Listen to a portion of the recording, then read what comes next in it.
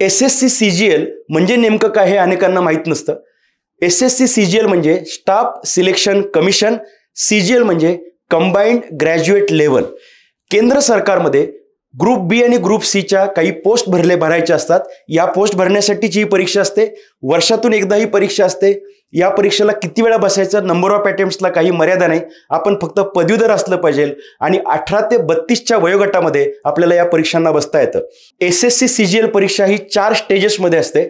Online, computer based, त्यानंतर return परीक्षा आणि नंतर जर गरज पडली तर स्किल बेस्ड, कॉम्प्युटर स्किल किंवा अन्य जे स्किल आहेत त्यासाठीची परीक्षा. अशा 4 स्टेजेस त्याच्यामध्ये असतात. Assistant audit officer, assistant section officer या पदांसाठी ग्रुप बी ग्रुप सी आपण ज्याला म्हणतो त्याच्यामध्ये SSC CGL मार्फत निवड होते.